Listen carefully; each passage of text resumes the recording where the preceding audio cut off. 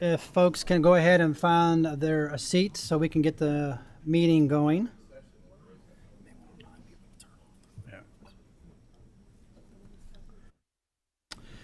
And as a reminder, if you do have your phone, please put it on silent so it won't disrupt our conversation. I would appreciate it very much, which I probably need to do myself, which I'm going to do that right now. Yep, it was not on. Anyway, this is the first meeting for the interim of the General Government, Finance, Personnel, and Public Retirement. This is two House Subcommittee committees combined with the Senate committee, and so we're going to go through, and we have a pretty extensive agenda today, so bear with us on this, on all this. So with that, I'd like to go ahead and ask Jennifer to call the roll. Senator Funky Fromeyer. Senator Mills. Here. Senator Thomas. Here. Senator Brown Jr. Senator Dossett. Senator Gentry. I'm sorry, Representative Gentry. Representative Vimes. I got you. Here. Representative Johnson. Here. Representative Palumbo. Representative Raymond. Representative Tate. Senator Bledsoe. Senator McDaniel. Representative Hale. Here. Representative Petrie. Here. Representative Reed. Representative Bratcher. Here. Representative Bridges. Senator Neems. Present. Representative Freeland. Present. And Chair Fleming. I am present. Thank you, Jennifer. Okay, on the agenda, we have the Public Protection Cabinet. If folks can come up, I think it's Mr. Walburn and Mr. Wasson. I hope I pronounced that correctly. We're going to talk about the East Kentucky Flood Relief Fund as well as the Western Kentucky Tornado Relief Fund. So if you don't mind, go ahead and make sure your mic is on green. Introduce yourselves, and you have the floor. Good morning, Mr. Chairman, members. My name is Jacob Walburn. I'm General Counsel for the Public Protection Cabinet. Good morning. I'm DJ Wasson. Excuse me. I'm Chief of Staff for the Public Protection Cabinet. And I apologize. I said Mr. I said Miss. I apologize for that. It is not a problem. Thank you. Go right ahead. Well, thank you very much for having us today. We are from the Public Protection Cabinet, which is the agency that administers the Team Western Kentucky Tornado Relief Fund and the Team Eastern Kentucky Flood Relief Fund. These are the funds of private donations to assist those impacted by those disasters. So corporate donations, private individual checks, little bake sales, all of those things were donations to our funds. These funds go to assist individuals impacted by these disasters, things like living expenses, home repair, home replacement, unmet needs. The funds cannot be used for administrative costs. All of these funds go to those individuals. It's important to note, too, that now we have committed all of our funding that we have, either been dispersed or it's committed to one of our programs. We do report monthly in accordance with Senate Bill 99 to the A&R Committee. So those reports are available in much more detail. So in the interest of time, I'm just going to hit some of the high points of the donations and disbursements we've made, but happy to answer any questions that you all have. So starting with the Team Western Kentucky Tornado Relief Fund, there were about 150,000 donors to that fund, totaling just over $52 million. Those disbursements were made under various programs. So the first disbursements were to pay the funeral expenses of all who lost their lives as a result of the tornado. Next, we tried to get some immediate funding to individuals for those living expenses. So we provided funding to approximately 1,400 uninsured homeowners and renters, and that would total to just shy of $2 million. We then provided funding for insured homeowners and renters. That was about 6,100 people received that funding, and about $7.7 million went to those individuals, again, for those initial living expenses. We heard quite a bit that insurance wasn't covering all the costs of repairs. FEMA was not sufficient to cover repairs to homes or the impact of the storm, so a second distribution was made to those individuals, which was just shy of 10,000 people, in the amount of about $9.9 million, just shy of 10,000. So the other programs that we have under the Team Western Kentucky Tornado Relief Fund included the grain assistance program. The grain elevator in Graves County was destroyed as a result of the tornado. Those farmers came to us, local officials came to us and asked if we could help offset some of the expenses for now having to transport grain. So we did have a program to do that, which covered about $4 million to those farmers. The largest need we have heard in talking with local officials, volunteer organizations, long-term recovery groups, is the need for housing. Homes were destroyed, homes were severely damaged. So we, in cooperation with now 6 nonprofits, have entered into agreements to build or repair homes. We've committed $18.6 million currently to that program.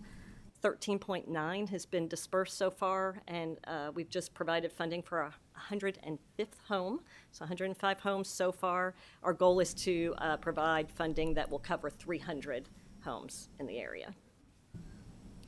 And the final program we have under the Western Kentucky Tornado Relief Fund is our partnership with the long-term recovery groups to provide for unmet needs. Those would be things, again, home repairs that they had been uninsured for, underinsured for. We're seeing, quite honestly, a lot of need for gutters, additional windows, additional flooring. We see that a lot in the home repair category. We also cover vehicle repairs, essential furniture. Sometimes there was enough funding to replace the home, but they'd lost all their appliances or their furniture. So those are the types of unmet needs that we fund. We committed. In terms of setting this fund up. So as the attorney, I'll try to take a stab Sure. at the legal basis. So we have provided feedback both to the legislature and to the state treasurer about the inherent legal bases that rest within KRS Chapter 12, assignments that the governor is capable of making of his cabinet secretaries. When we provided that information to the legislature, you all have now codified our program guidelines and processes through Senate Bill 99. Has legally formalized that basis. But the Western Kentucky Fund, when it started with an emergency declaration and an emergency regulation, which has subsequently been extended. Eastern Kentucky Fund was set up marginally differently, but again, vesting on those powers that are vested in the governor, giving direction to his cabinet secretaries in order to take in money for the Commonwealth and provide expenditures for public purpose. Who did you talk to in the General Assembly? We've provided information in response No, to who in legislation. particular did you talk to in the General Assembly when y'all setting this fund up? The governor would have issued the EO. Okay. We have provided information in response to several legislative inquiries, both committees and individual legislators. Okay. All right. Now, I appreciate the comment because my understanding there's no communication to the administration in terms of setting this up. So what type of accounts was this? This is a 501c3? Was it an LLC? What type of a structure that you established? It's not a 501c3 or an LLC. So you said it's an EO in terms of regulations and so forth.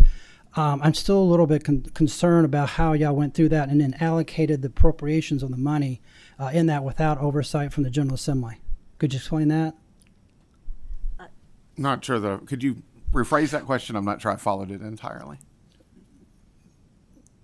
When you established this and started accepting funds, let me back up. How did y'all solicit the fund? How did y'all raise the money in order to do that? Was the administration tasked to go out there and generate the money, or was this through other individuals, other corporations to help generate the money?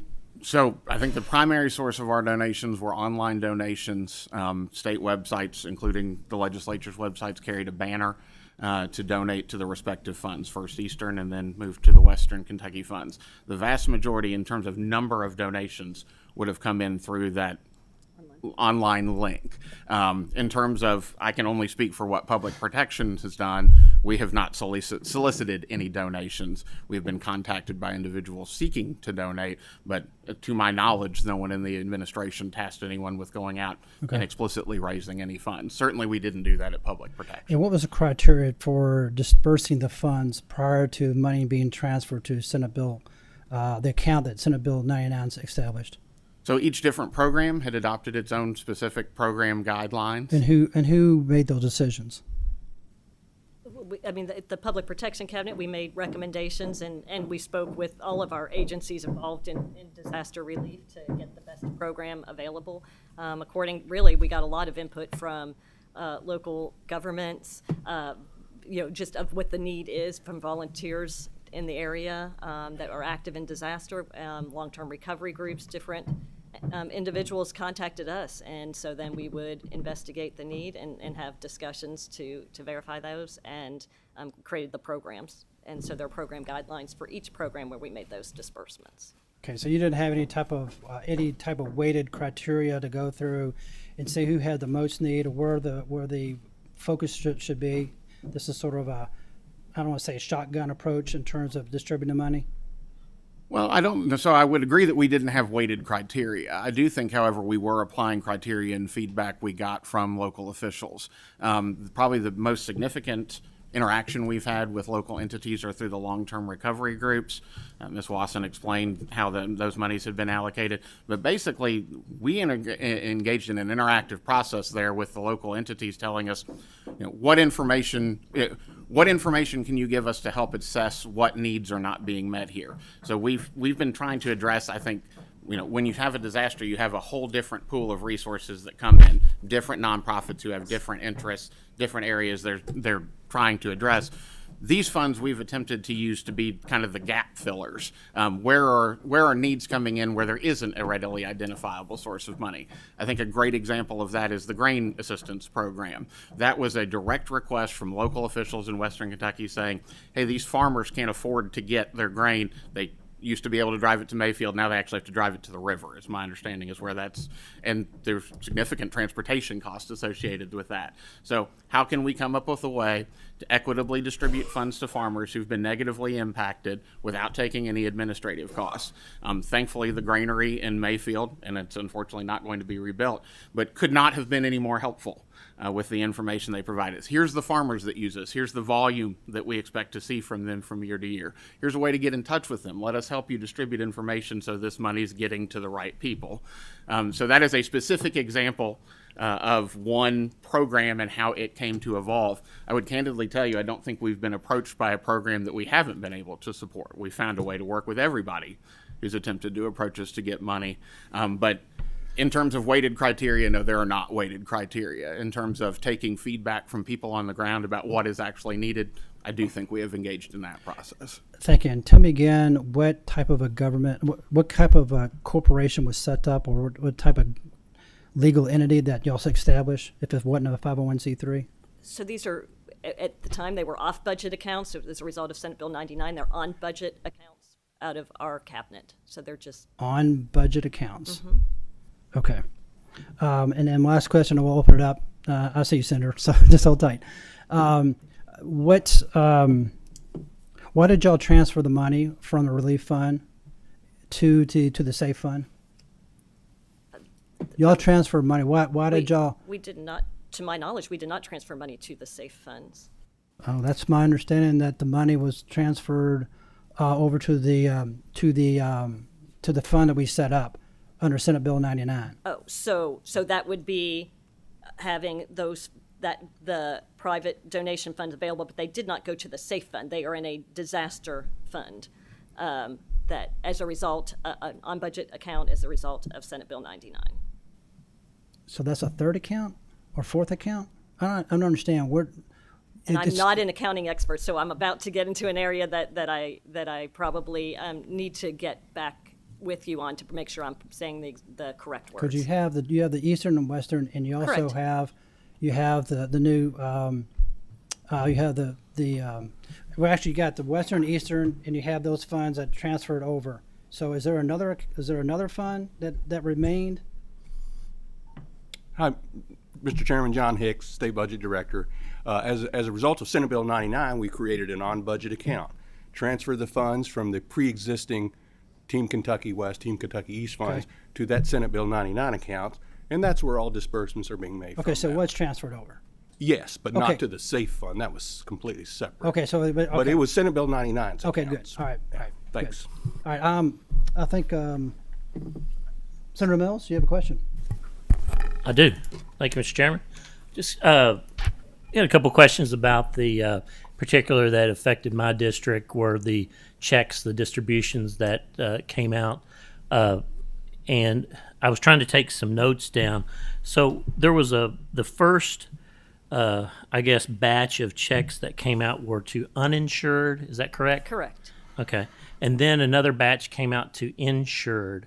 Correct. And then was there a third batch for unmet insured needs? Is that correct? So there was a third batch to both uninsured and insured individuals. The people who received the checks in the first and second rounds got a second Right. payment. So I guess one of my questions, I know particularly two individuals that kind of stopped me on the street, and this happened in a new county that I just picked up in redistricting. So a lot of people don't have my phone numbers and things like that, but they were asking questions through the county judge and magistrates and things of that nature. But they were just really confused about the checks. Did they have any kind of explanation in the like a page that said this is for and then this is from, and then did they actually say they were from the governor, or were they from the state of Kentucky, or how was that explained? They did. There was a letter that went with the checks explaining where the money was from and why it was being distributed. There was, I will say, there was some confusion because there was a notation of second supplemental check on the memo line, and some people that didn't get the first checks. It was the comments that we received. We did talk to those people and try to figure out, should they have received it? Were they eligible for the first check? Where did the first check go? When the first checks were distributed, we were very much in the aftermath of the disaster. People were very transient. And so we did have a lot of checks returned where we did not have good addresses, so that was a common reason. Right. But we investigated all of those, and if they were eligible, they received their first check as well. Okay, and then finally, just my last follow-up question is just how would you answer the question for a couple of people that I have that are still saying they had an insured loss, they had a lot of damage, they still have needs in their home, but they never got a check? So they are welcome to contact us, and I'm happy to provide you with information about that. We are still seeing a handful of people in those situations. We verify their insurance claim with the insurer, so we'll reach out to the insurer, verify the claim. If they're eligible, we'll issue the check. If they still have unmet needs because they received those checks and insurance just simply didn't cover all of their needs, we usually have them go to their long-term recovery group, see if there's funding there, or can refer them to Commonwealth has a case management program as well. So there's still some ways. I also know American Red Cross is still in the area. So we try to connect them with different resources we know are still available, and see if there's any place that they can get assistance there. I will tell you that I went to a home to a ribbon cutting in my district, and that $75,000, I believe, was used. Isn't that correct, Jason? I think that, yeah. So that was, we've seen, those new houses starting to pop up, and they do look good. Were the insurance companies open to sharing all the information that you asked them for? Absolutely. They were very helpful. We did 2 data requests with them, one to simply identify where the damage was, and then one to get information to verify these payments, and they provided that information and continue to help us respond to those inquiries. Okay. Thank you, Mr. Chairman. Thank you. Representative Bratcher. still trying to figure out or understand who decides who gets what money, because I've got an example I'm getting ready to give you where they came to you and were turned down. So who decided who got what money? So we did create eligibility programs for all of the programs that I described. And so for the uninsured program, for money that those direct payments given to uninsured homeowners and renters, that was based upon whether someone received assistance from FEMA. So we worked with FEMA to verify those who received assistance. For the insured homeowners, they were information that we received from the insurance companies. If they filed a claim or not, we verify that and issue the funding. For the grain program, that was based upon deliveries to that grain elevator, and we worked with the grain elevator for that information. For the long-term recovery groups, they do their own case management. We do not. We don't have administrative costs come out of this fund, so we rely on the long-term recovery groups to provide that. Who decides which checks are being written? So again, it would depend upon the program. So if they meet the eligibility requirements, they come to our office. There's 2 people that review them, and the checks are then So issued. all that are eligible will receive? If they're eligible, and each program has different guidelines. So, and some are case managed by, the homes go through the nonprofit partners. You'd have to be eligible through, for example, Habitat for Humanity is one of our partners. Right in my area, my district in Louisville and Jeffersontown, there's a group called USA Cares, and they take care of, they help veterans that come back from wars and any veterans that are having issues. There were 35 families. You're shaking your head like you know this. I spoke with USA Cares, and They didn't receive a dime, and they still to this day don't know why, because to hear and it's just their side of the story, and they mean a lot to my district because they do a lot of great work. They said they were given the complete runaround from you guys. I mean, I would respectfully disagree. We did speak with them. The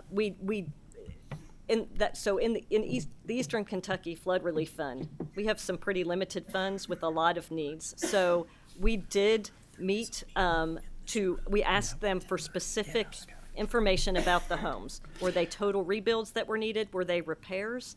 We're primarily focused on rebuilds, although we did give funding for Foundation for Appalachia, Kentucky for a matching grant. We referred, we said, give us that case information. We are happy to work with you and connect you with one of our partners to assist in building homes for those veterans. And that's where that conversation ended. We didn't get that feedback. But again, our goal is providing homes for individuals who were impacted by the flood. So if there's conversations it was 35 National Guard members whose houses were destroyed, and so they have a lot of questions, and they said they can't get a hold of anybody. I've got names here that they've tried to contact. Representative Bratcher, you have one more question. We do have several other people. One more question. And we have a 10:30 meeting. I'm sorry. Okay. I like to stop early, but I get too lazy to stop. So, to quote Lincoln. One last question. The $1,000 that you sent out, and they were wrongfully sent out, right? I mean, did you get those back? Is that the thing? So there, that second group of checks that went to uninsured and insured homeowners and renters, yes, we did get some of those back for multiple reasons. Some people indicated that they didn't file a claim with FEMA, so we have sent those to FEMA to research those and turn those over for their fraud activity. Thank you. Yep. Senator Thomas. Thank you, Chairman Fleming. Ms. Watson and Mr. Walburn, I want to make sure I got this right. We're talking about monies that were donated out of the goodness of people's hearts, kindness, following the tornado disaster in December of 2021, and then the floods in the spring of last year. These are private monies that people, gave, to help with the flood relief victims. Is that the money we're talking about? Correct. Yes, sir. We aren't talking about public appropriations, are we? Correct. So we're talking about private monies. I just want to get that fact clear. Okay. And then after receiving these privately donated funds, then you and your agency, set up various accounts as to how that money was going to be dispersed. Is that correct? Yes. Now, did this money then go to those individuals who were harmed or damaged or injured as a result of the devastating tornadoes in western Kentucky or to the floods in eastern Kentucky? There are provisions in both program guidelines now as codified with Senate Bill 99 that the money has to directly go to help individuals who were impacted. So you have to, we call it the individual traceability requirement. We have to be able to draw a line between the money we give to somebody and that person being a victim of one of the respective disasters. Was there any instance in which the money was ever allocated or appropriated to anyone who was not either harmed by the tornadoes or damaged by the floods? So I would say that the intent was no, right? All of the programs we established were given to people who were impacted by the floods and the tornadoes, and so if there is an example of someone, we're happy to research that. But all of the money was targeted to people who were impacted by the disaster. So we're not talking. I mean, it seems to me that we're not talking about any indication where any public monies were spent or any privately donated funds were either misused or misappropriated to anyone who was not harmed or damaged by the tornadoes or floods. Correct. No program was designed that way, no. Just want to get that straight. All right, thank you. Senator McDaniel. Thank you, Mr. Chairman. Guys, thank you very much for being here today. Two brief questions. First of all, whose idea was it to initiate the fund? I mean, it was created by executive order. Whose specific idea, I don't know, but the governor issued an executive order creating the funds. Very good. Okay, and then clearly there's been good that's happened with this, and there's also been missteps that have happened with this. If you had to take one lesson learned out of it and say we would have done X differently, what would that be? Oh, goodness. Or if there's a bunch, go into a bunch. No, I would have to. Honestly, we're still so very much into administration of these funds. I mean, there isn't an intent to sit down and do lessons learned. We went right from the tornado to the floods. So with our intent of getting funding to people as quickly as possible to provide the most, help, especially in the aftermath. So, are there things we could have done better? I'm sure that there are. To sit here right now and articulate those, I'm not sure I have that thought in my mind yet, but happy to think through that. Obviously, we want to always improve. That's what you want to do with any program, is see where you did good, where there were missteps. I think if I had to say one thing right now,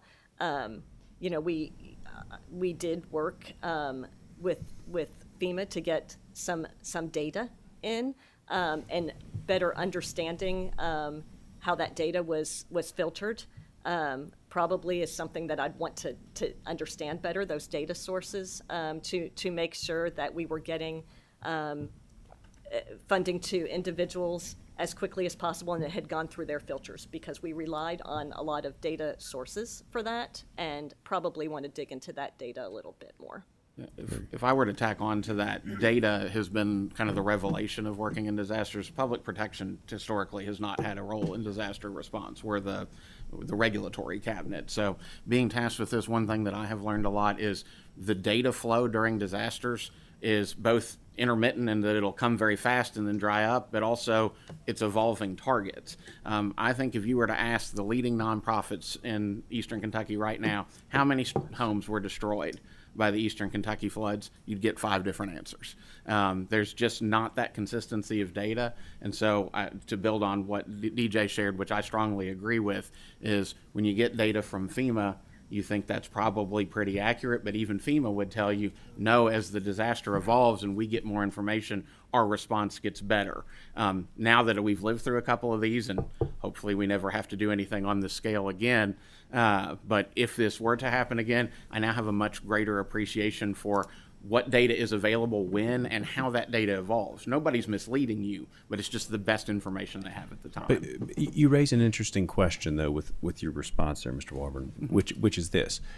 So you guys aren't the lead agency for disasters. You're also not the lead agency for finance. So how did we end up with this fund housed at public protection rather than finance or emergency management or some other place? So ultimately, that's a decision that was made that I was not privy to that answer. But I to speculate, I think two things. One, we have been tasked with fund administration in other contexts. The legislature authorized $75 million for nonprofits this past session that we did awards for.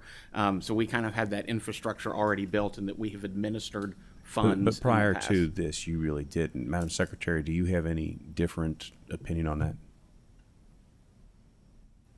On why this got housed there rather than finance or somewhere else? I do not. I don't have an opinion. I just think in a disaster there are so many roles and so many needs that it was kind of all hands on deck, and this was just an area that we could be of assistance in.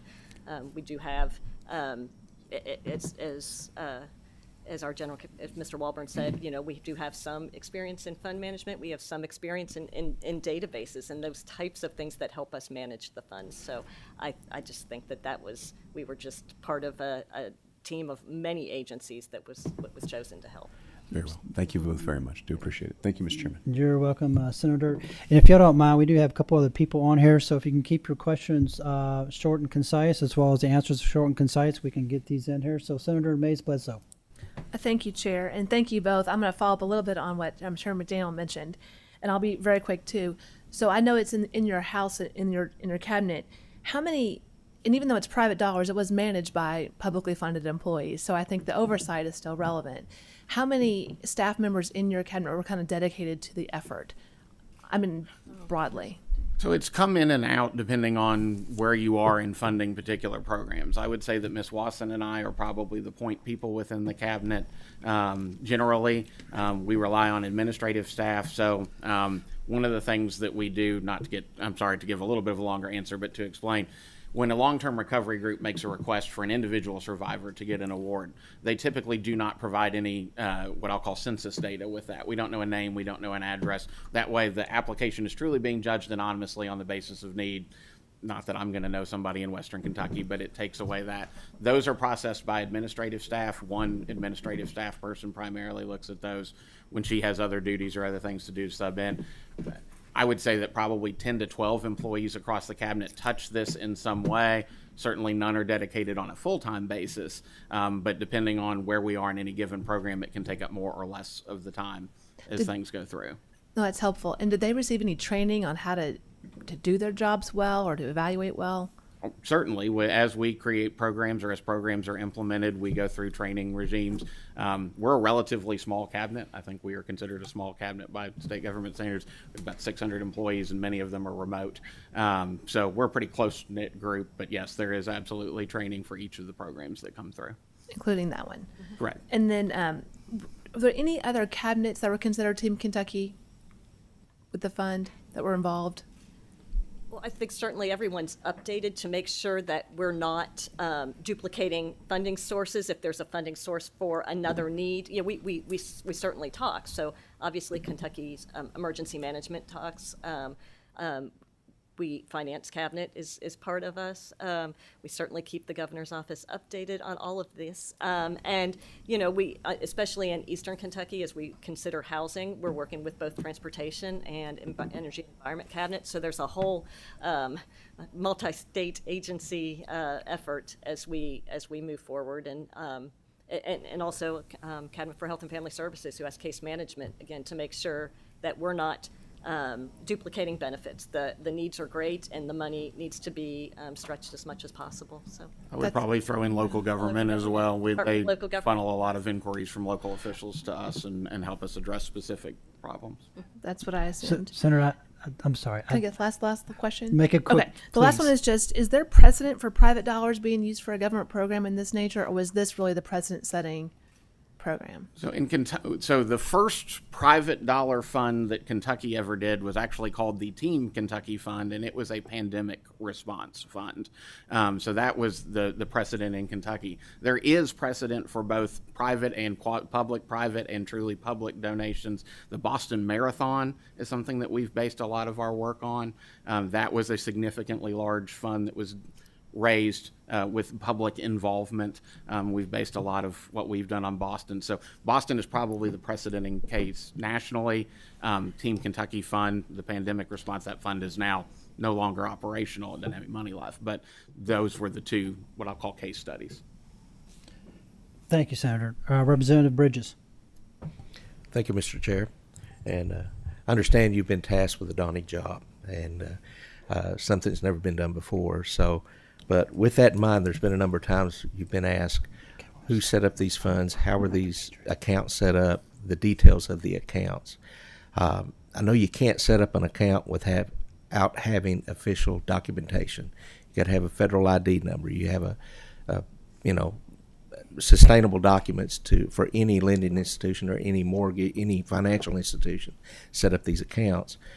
And I have had a couple of calls from some people that I will remain nameless, but there's been some, I know the majority may have been individual donations online or whatever, small amounts, but there have been some substantial dollars donated from corporations and things.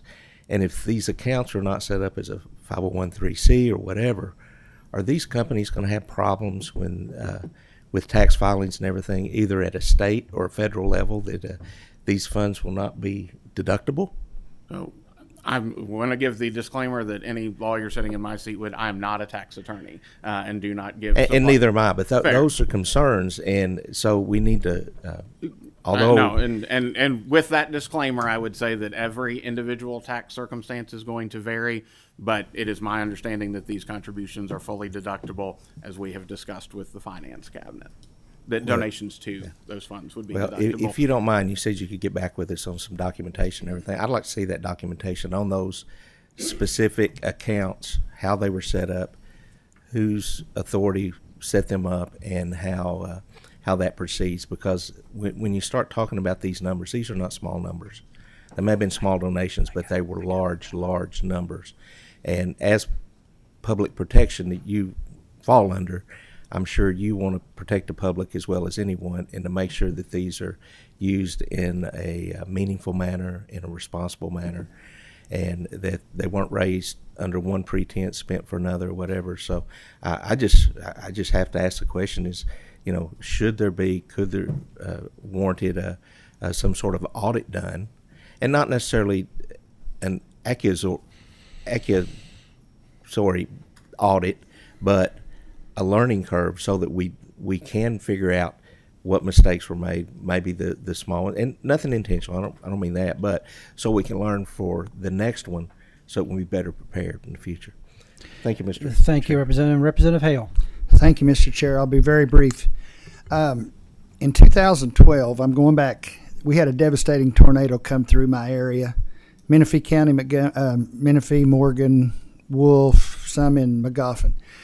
For 3 years, I served as a long-term recovery chair and worked with Habitat for Humanity, Red Cross, a lot of other organizations. The one organization that gave us hardly any help to our citizens was FEMA. We struggled with that. They got very little assistance. My question is, how would you assess what FEMA has done in both of these disasters? Would you say that their response was good, bad, or like I found it to be 11 years ago, horrible? I think there are pros and cons to how they responded. Certainly, certainly there are some individuals still that are struggling. What I would say is I talk to FEMA quite often just to understand what we can continue to do to assist. My relationship with FEMA has, and the people I deal with, the people that handle housing needs. The people that handle some of the data that we receive has grown as we've worked together. I think you can always improve. Yeah. Well, again, just really brief. I hope that it's been better than what we encountered over a decade ago. And I will say this. I want to say that when the governor actually called them out when they weren't doing their job, and I actually told him that I appreciated him calling them out, and I don't know how much that helped, but I think I have seen really a lack of response in our area decade ago, and talking to people that I've known in those areas, it seems to have been similar to what we experienced 11 years ago. So that's just kind of a comment, but I wanted to see what your assessment was. Thank you, Mr. Chair. I appreciate it. Thank you, Representative. And Chairman Petrie. Thank you, Mr. Chair. Thank y'all for being here. Good information. It sounds like we have these two funds way back when.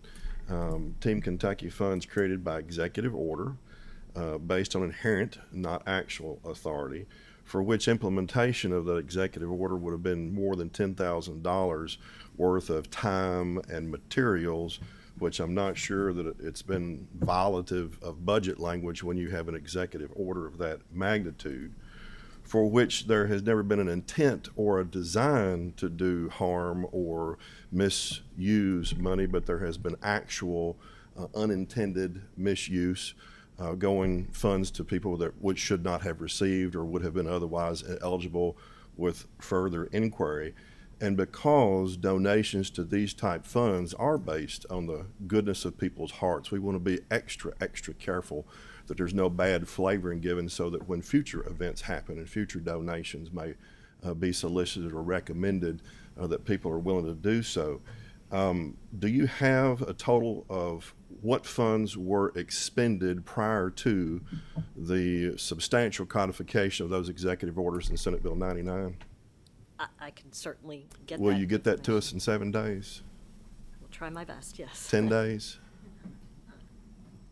Can we get them in 10 days? I will try my best. Obviously, I need to work with accounting staff for that, but So can we get them as quickly as we can? as quickly as you can. Very good. And those are funds expended prior to the effective date of the codification through Senate Bill 99. Do you currently have an idea of what the unliquidated or unobligated fund balance is of these two? So unobligated, we have committed all of the funds. So there's zero unobligated. Correct. Okay. And then of the obligated but not yet expended, what is that? I can certainly get that for you. And what is the timetable for that expenditure? Okay. Given that this is an emergency type situation we're trying to get relief out to, I would hope that those monies would be obligated. If they've been obligated 30, 60, 90 days or more just yesterday, it will be good to get those funds out in 30 or 60 days rather than 6 or 8 months, given the nature of what the expenditures are for. So that's what I'm interested in finding out by document as quickly as you can. Is there an oversight mechanism in either the executive order or internal regulations to make sure that the contributions by private individuals into these relief funds are not going out to entities or contractors for which a solicitation may come back from them or donation might come back to them in a campaign or some other route? Not to say any of that may or may not be legal or ethical. It's just to avoid the impropriety, the appearance of something not good. Is there some kind of oversight mechanism or quality control mechanism that you have? So each of the checks, as I talked about earlier, is subject to an individual traceability requirement. So the check is paid to the benefit of John Smith's survivor. The payments that we're making are really only going to individuals, nonprofit organizations that are constructing the homes. In the grain scenario, the farm entity. I'm thinking those are the only checks we've ever issued. So in as much as checks can only be issued to individuals, nonprofits, or a farm program, that oversight mechanism would be in place. Okay, so there's no mechanism after the fact to make sure that when contributions come back, political or otherwise, from an entity or someone who is a primary stakeholder in an entity, those things not come back to give an appearance of an unethical or illegal trade back, quid pro quo. Just making sure that we have something to watch for. Apparently we don't. That's fine. You may want to look at it just to make sure we're avoiding that appearance problem, because again, these donations in substantial aggregate are based out of the goodness of people's hearts. We want to make sure there's no bad flavoring or bad appearance out there to denigrate that later on in the future. Lastly, mostly a comment, an angle that hasn't been discussed yet today. You talked about internal to executive branch about duplicating funding sources to make sure efficient use, which is great. But that also occurs between two branches of the government also. So the executive branch and the legislative branch. So when you've got these type of emergencies going on and you've got legislative oversight and legislative funding that we're trying to deal with, it would be greatly advantageous to Kentuckians for the legislative branch to be wheeled in and consulted and talked to, discussed with, so we have a better idea of where funds are going to be going, what purposes they're going to be used for, what federal monies may be coming down to synergize with these type funds, so that we don't ineffectively or inefficiently allocate general fund money that could have been synergized in a different way. So I would just encourage it. I know an emergency is an emergency. A forethought is difficult, and you do the best you can. This is a suggestion for in the future when you do those postmortems and go back, how could we have done it better? That would be something. I'll be glad to talk with you about it on the detail of how that information flow back and forth between the two branches would have been useful in this particular instance, to the tune of several tens of billions, if not $100 billion. Thank you, Mr. Chair. Thank you, Mr. Chair.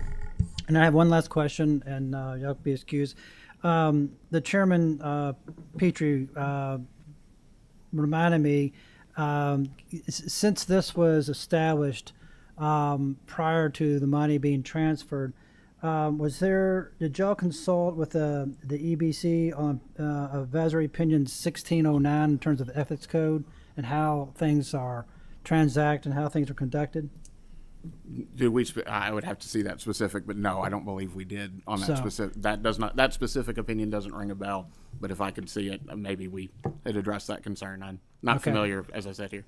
Because when you raise money for charitable organizations and so forth, particularly when a government entity, you got to be conscious of ethics issues and so forth. So that's why I bring that up. And it sounds like there wasn't any consultation or any consideration of that, which I understand. So, okay. Well, thank you all very much for coming. I appreciate your time and effort. Did you? Okay. All right. Well, all right. Go ahead, Representative Johnson. You have one last question. He'll wrap it up. Thank you, Mr. Chairman. And in the interest of time, I'm actually going to ask for a written response on this. If you have a comment you want to make, you're certainly welcome to. But I'm interested in the contracting process and the letting of contracts and the entire process of how contractors were picked and the oversight on payments to these contractors. So if you could please, if you could provide a written response to the committee, just detailing that process, if you would. I don't know that there's any other oversight that's even discussed that issue. So this might be for a future conversation, but if you could provide a written response on how that process is working, how the oversight to make sure that contractors are doing the work they're supposed to be doing and being paid accordingly. Be glad to do that. One thing I can tell you just from an oversight perspective is all of those contracts are subject to the jurisdiction of the Government Contract Review Committee. So all contracts that have been entered through these funds have gone through that process, but we'll certainly supplement that with a written answer. And 10 days? As quickly as that one is a little more in my world, so I can I don't have to go to the accountants for that one. Very good. Thank you. Thank you, Thank Mr. you. Chairman. Thank you, Chief. Thank you, General Counsel. Appreciate your time. Thank you. And we have we need to be out of this room by 10:30. In fact, probably around 10:28. Allow another committee to come in here. So we're going to be pressed for time. So I'd like to try to keep the next presentation within 15-20 minutes, as well as the other one. So the first, we'd like to have the Finance Administration come up and talk about the capital construction and relocation for the constitutional offices. And I appreciate your time to going through this, Secretary and Director. Appreciate your patience on going through this. So, Yeah, it's an easy topic.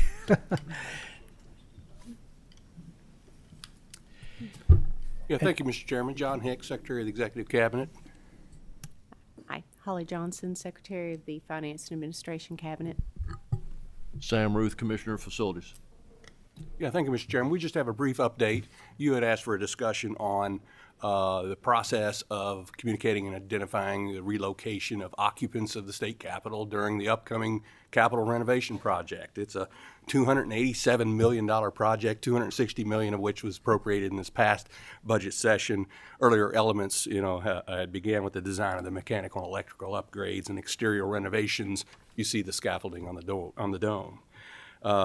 Architect and engineering firms were selected. EOP is the primary architectural firm. They're being assisted by Preservation Design Partnership, a specialist in historic building renovations. The design of the project's well underway. It's expected to be completed by about February of 2024. The current plan is to let construction bids in the spring of 2024 and for construction to begin around June of 2024. So wanted to give you a sense of the timeline ahead of us.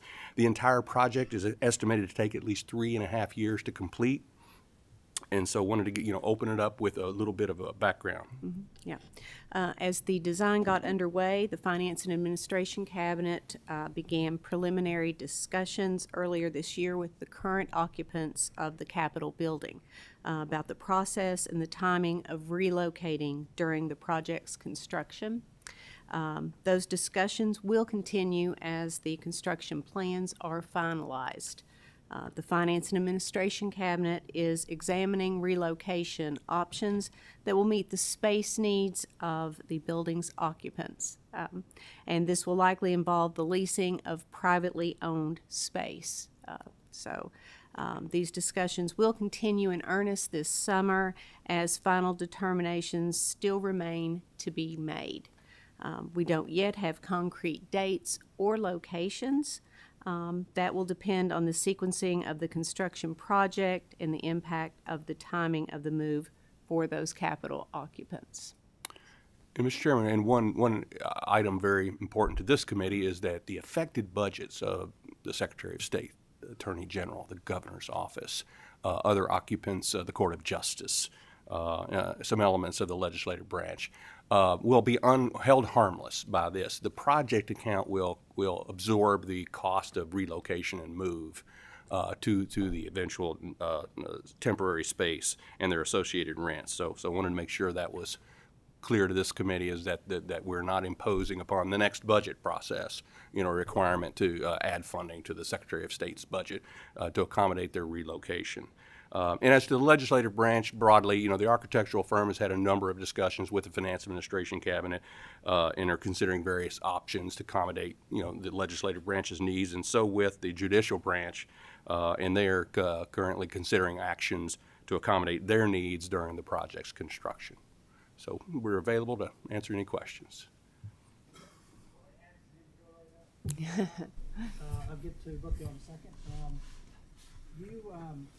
One thing I have talked to both constitutional officers, that's an AG office as well as Secretary of State, and I want to plead with y'all to have a better communication. I do apologize. Thank you, Representative Brecher. I just wanted to make sure that the communication line is totally transparent, open to the AG as well as the Secretary of State. They have voiced some concerns that they're not being fully disclosed of how things are going, particularly in the AG office, in terms that I think they got to take care of through a bill we pass on the child support, in terms of making sure that they absorb all that. So they're really, really concerned about relocation, continuing service, about all this. So I would strongly stress that you continue to keep them in the loop, let them know what's going on so they can adjust their calendar and how they perform their service and so forth. And Secretary, you mentioned about leases and so forth. And is there like a 1024 building? I don't know if I wrote. Yes, because I came from the AG's office, I happen to know that they do have a secondary office not that is 1024 Capitol Center Drive. Okay. I happen to know that because of my history, that not only are they located in the Capitol, but they have quite a large presence there. Okay. And I understand that the landlord is in receivership. There's some issues going on with that, and they're That I'm not aware of. Sam, do you have any We do particular have information? a landlord that is. Okay. Yeah, I'm sorry. Could you turn your mic on, sir? Sorry. We do have a landlord that's in receivership. Okay. And you've got plans how to address that, how to deal with that? My understanding is there's other people that are looking to acquire those properties, but we have no details on how that's going. Okay. Senator Miles. Mills, sorry. Sorry. Two short questions. The first one, the chairman started getting into the question, will there be a survey of any available space before we lease any new space for these offices to move to, and how would that be taken care of? Yes, we have a list of all the spaces that we currently lease and how much space is in them, and we call it the same terms as, so you can move people into vacant space that's in that building for the same terms as they're currently paying now. And yes, we look at that. Okay. And one second question, since I got Ms. Johnson in front of us, has there been a meeting yet with LRC to talk about Senate Bill 122, the management of the parking and cleaning and maintenance of these spaces that we're in? Has that meeting occurred? I believe that we may have had something that was scheduled but had to be rescheduled for some reason. Perfect. But I just I'll go back and follow up on that, and Very good. we'll get something set. Okay, thank you. Let's see. Senator Mays Bledsoe. Thank you, Chair. Just one question. What is the sequencing plan for moving out? I don't think that we have anything concrete because right now we don't have the construction plan because we have not got the bidding for that again. And Sam, you can certainly step in and help me if you want to here. But we are still working on bidding the construction, so some of those things will be determined on how we are going to proceed. That will impact how we need to relocate the current tenants. So we will have more concrete information, I think, as we get further along this summer into next year. And I would add, but in light of that future information, we're actively working on where is space available? What is the current space being occupied? What are the needs of those that are currently in the Capitol? We're not waiting to know the when necessarily to understand, the what in terms of what are their needs are. So Commissioner Ruth and his staff are in the process, as Senator Mills had asked, to identify available space so that we're preparing, for the various occupants of the Capitol to eventually relocate. And we've met with each agency and gave them a survey. What do you need? How many people do you have? How much file space do you need? Offices, meeting rooms. So we asked them to fill out, what are your wants versus your needs, and we'll use that to try to find the appropriate homes for everybody. Would it be fair to say that, so as those become available, sometimes the fit may work as to your sequencing? For instance, if you have availability with the right fit, that may move faster than maybe a priority office or a different office. Is that? Very good possibility, yes. Okay, thank you. Thank you. Last question, Senator Thomas. Thank you, Mr. Chair. John, this question is for you and Secretary Johnson. My understanding in your prefatory remarks was construction is not going to begin until June of 2024. So if that's the case, it will not impact the 2024 session at all. That both chambers will be able to conduct business as usual through April 15th of 2024. Is that correct? That is the intent, yes, and that is what's going to happen. Thank you, Secretary Johnson. Thank you, Senator. And last question: when was this bid to? And I think you said the EOP referred or received or was he awarded the bid? When was that bidded out originally? I don't recall. I can get that information. Okay, and I'm just concerned about the timing. If this is bid out we're three. My understanding it's 2020. I don't know if that's right or not, but that's what I understand. It's been 3 years. It seems like things could be go a little along faster. So I know y'all staying on top of it. There's a lot of moving parts, but I know there's a lot of anxious folks, not only in the General Assembly, but also in the other constitutional offices. So, and I know you're trying to put your best foot forward and get this, and it's not an easy task, but I just stay on top of it and keep pushing hard.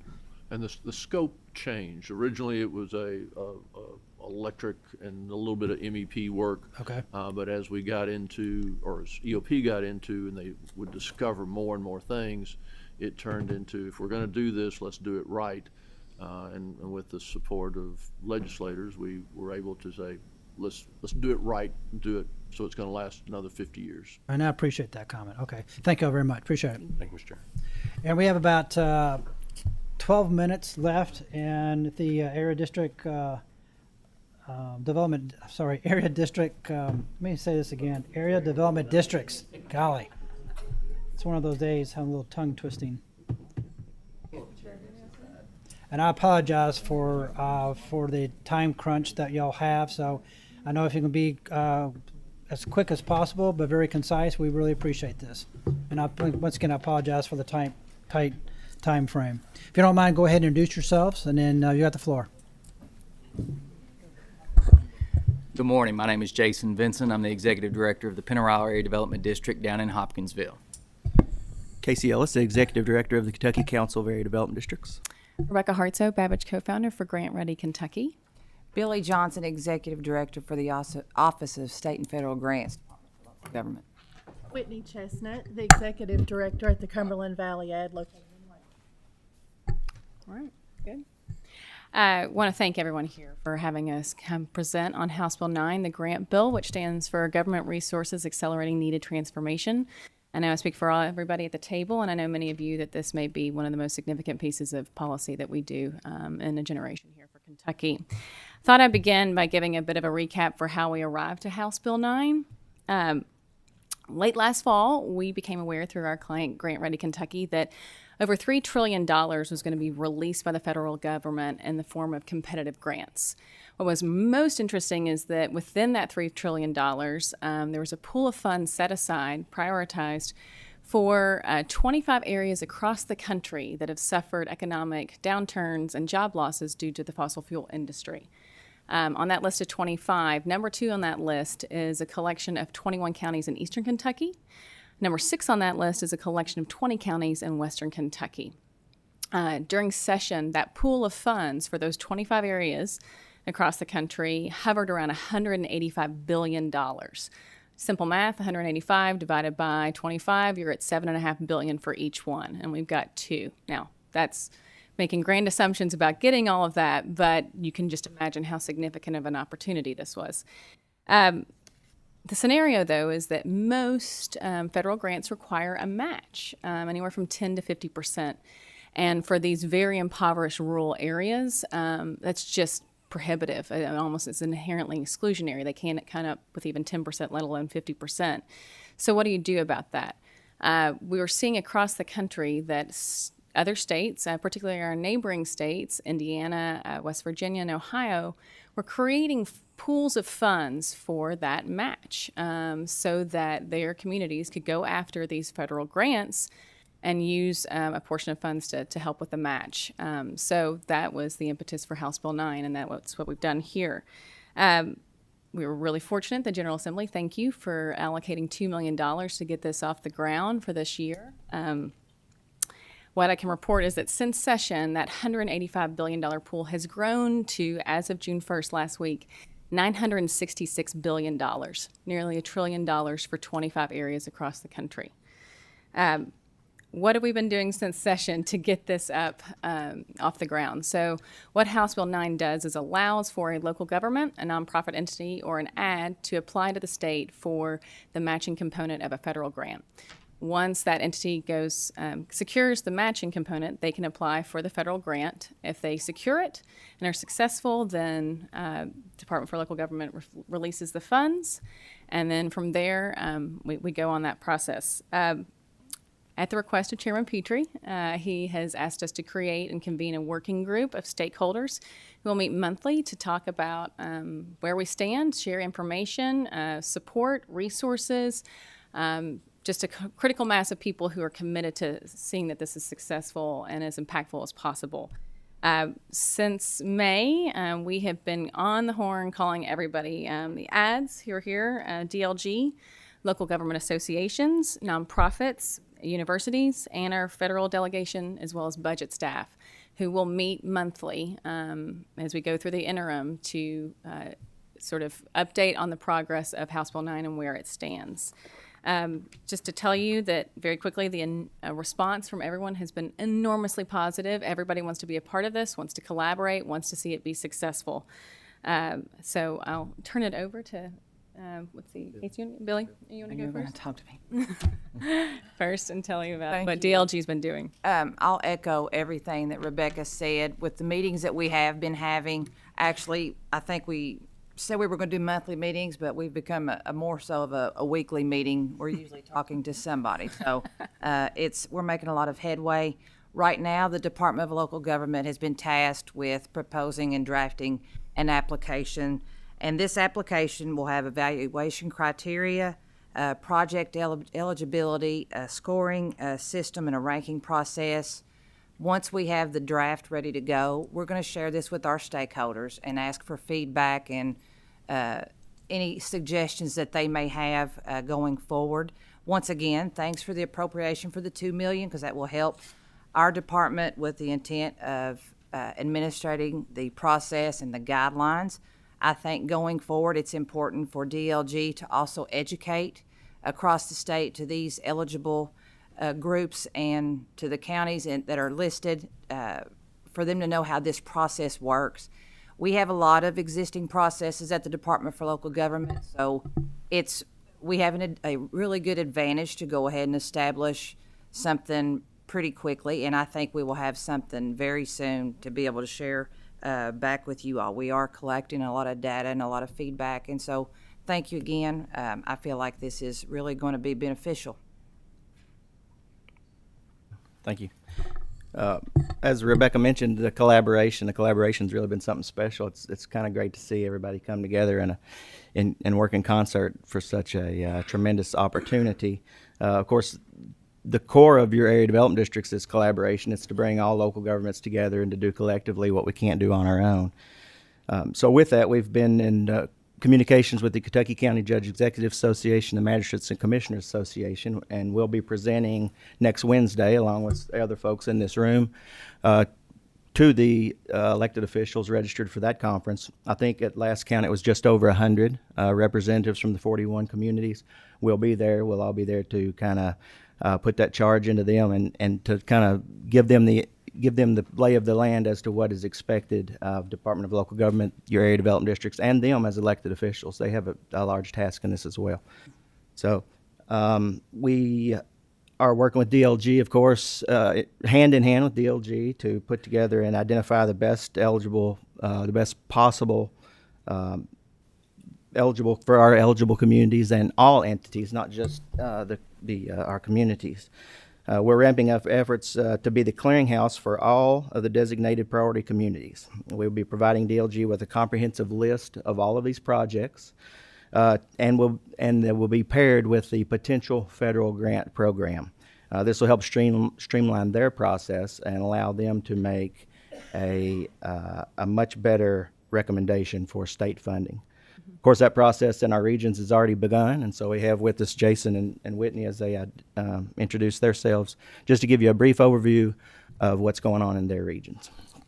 So as Casey said, I think I'm here just to briefly articulate what the need is from the boots on the ground. And let me just say this, what you all are talking about here, what you have done and what hopefully could be done and will be done with House Bill 9, it will be a game changer for our communities across the state. I spent just a little time earlier this week looking at our projects in our district, which are 9 counties in West Kentucky. 7 of those counties are eligible for the fund that Rebecca is talking about. Again, about 15 minutes looking at our active project list, those projects that are under development, that have not received funding, and I quickly identified about $164 million worth of projects that we are still looking for funding for. That includes Representative Bridges, the project in Marion, which is about a $40 million water treatment plant expansion. And so that's just to name an example of what we're talking about that these funds could be utilized for. As Rebecca mentioned, that a lot of these grant programs, which we work with already on a daily basis, require a 10% match, a 20% match, a 50% match, maybe even a 70% match. But just using a 20% match number on that $164 million, we're looking at $32,855,000 that we could potentially need in match just for our region down in West Kentucky. So again, just giving you a little indication of what we're looking at and how these programs will benefit our area. And we have about 7 minutes left. Okay, thank you. That includes questions too. I'm Whitney Chestnut again from the Cumberland Valley Area Development District, and I represent 8 counties, and 4 of my counties are included in this, which are Bell, Clay, Harlan, and Jackson. And I, like Jason, spent a few minutes looking at projects that are in the development phases and what that means in regard to this. And I also want to thank you because this is a game changer for us and for our communities. I quickly identified about $53,751,848 worth of projects with a need of about $10,750,370 for match that's needed. And I have Eastern Kentucky. My communities, a lot of times they have needs and the money is there, but they can't come up with the match. And that really is a deal breaker for them. So they're very pleased with this and excited, to say the least. And just a few of my projects, like Jason mentioned, would be one which is about a $20 million project for Clay County, City of Manchester. That would be a new water source for them. They're currently getting their water from a river, and it would be moving to Laurel County and taking water out of Laurel Lake over to Clay County and Manchester. So that's about a $20 million project with, like Jason said, that we would need about a $4 million match for that. So if you all have any questions for me, I'll be happy to answer. But we took a quick look at our projects, and I'm just so excited about this opportunity, and thank you again for everything that you do. Thank you. Rebecca, you have like 15 seconds to wrap up so we go to questions. No, I'm here for questions. I do want to take the time to single out Representative Petrie and also Representative Heath on their leadership on this initiative. Great. Representative Johnson? So very quickly, I'm already hearing two different numbers. So I'm anticipating that well before we get into session, you guys are going to come together with a consolidated request, yes? That's Thank the you. plan. Senator Funky Fromeyer. Yes, and Whitney, you are a woman after my own heart with those specific, all the way down to the dollar numbers that you're working on. Are there people outside of Kentucky that are able to come in? Maybe they have tourism influence or recreation influence that are very interested in expanding in Eastern Kentucky.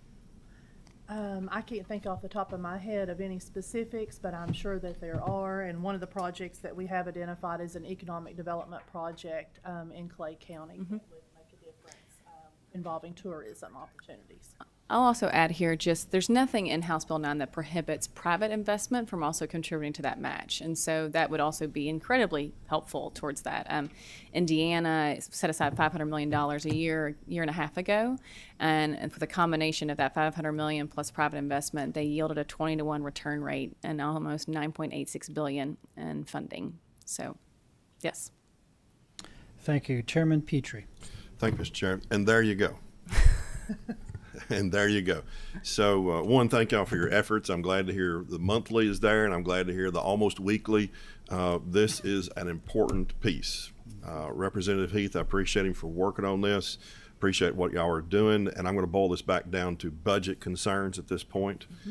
We have in the East, hopefully this is accurate, this come from Ms. Hartzall some time ago, so hopefully it hasn't changed. Bell County, Breathitt County, Carter County, Clay County, Elliott, Floyd, Harlan, Jackson, Johnson, Knott, Lawrence, Lee, Leslie, Letcher, McGoffin, Martin, Morgan, Owsley, Perry, Pike, Wolf. If you have any connection with those counties or care about somebody in those counties, make sure they know about House Bill 9 and understand that they are second preference, second tier consideration in the entire country. There are many more tiers than 1 and 2.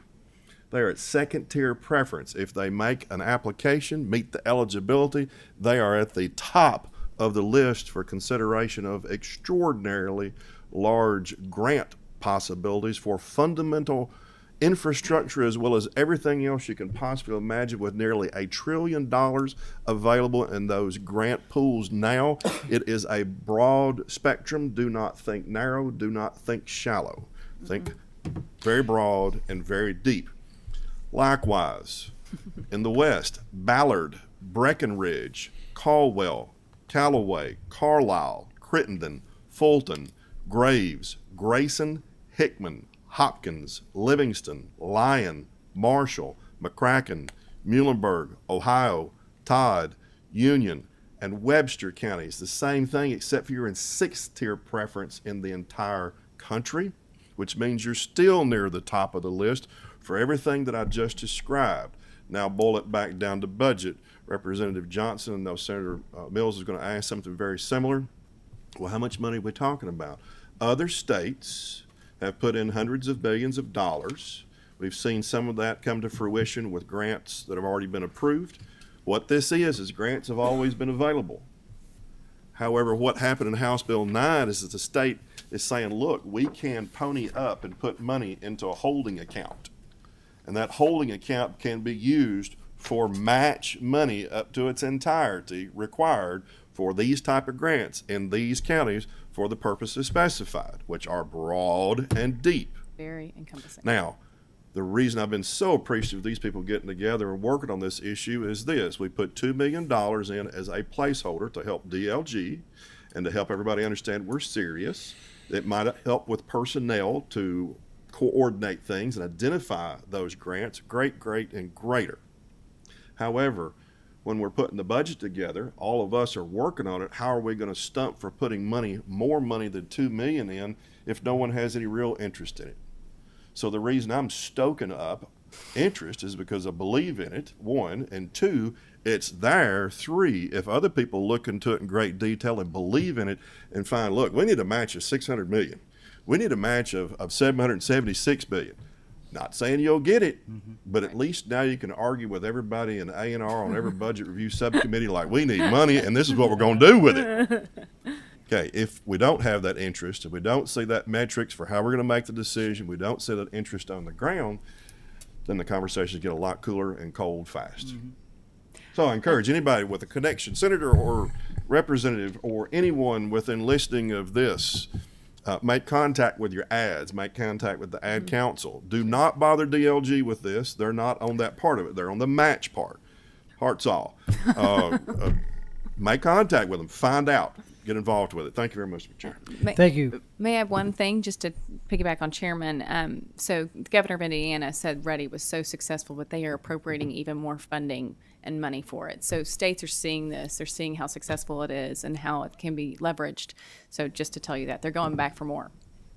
Think we got One thing. like 5 seconds.